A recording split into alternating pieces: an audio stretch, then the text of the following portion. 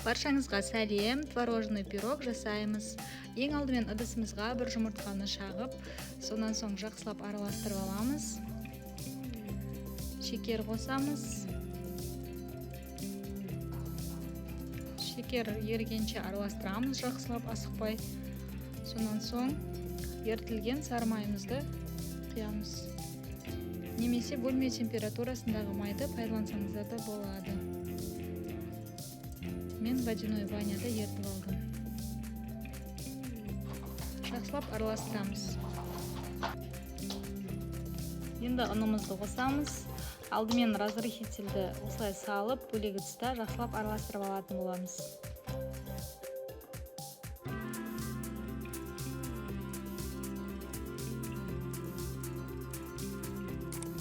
Сонан соң аз-аздан қоса отырып, қолға жабыспайтындай қамыр жасаймыз.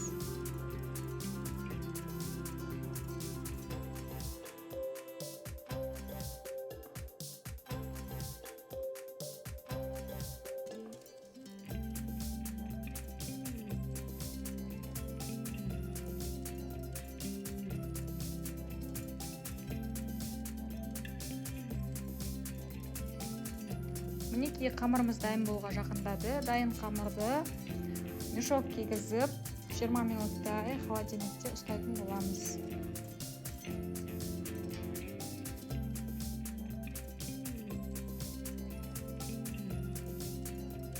Енді салмасына келеміз. Ең алдымен ыдысымызға творог саламыз, сонан соң 2 жұмыртқамызды, сосын шекерді саламыз және 1,5 ас қасық манный крупа саламыз. Барлығын жақсылап блендермен өткізіп аламыз. Ешқандай түйір қалмайтындай қылып өткізіп аламыз қажет.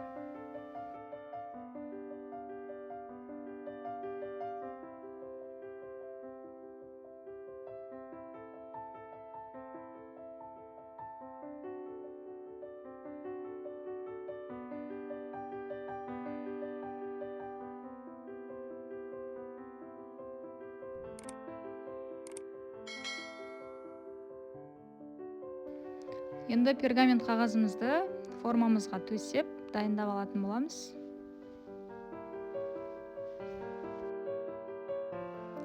Дайын қамырымызды холодильниктен шығарып, осылай қолымызбен жайып шығамыз, бір тегіс етіп.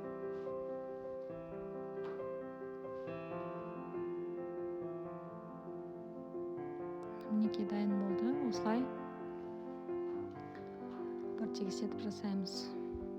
Сонан соң дайын болған творожный массамызды салып шығамыз.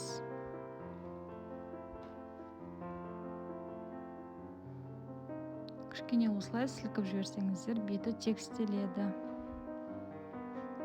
Алдын ала қыздырылған пеште 160 градуста 1 сағаттай пісіріп аламыз. Жан жағын, бортиктар деп айтады ғой, соны түсірмей ақ қойыңыз, себебі қазір пирог піскен кезде көтеріліп, өзі бірдей болады беттері. Дайын пирогты шығарып, суығанша күтеміз, сонан соң кесеміз. Қазір бұл өзі түсет, беті көтерілген.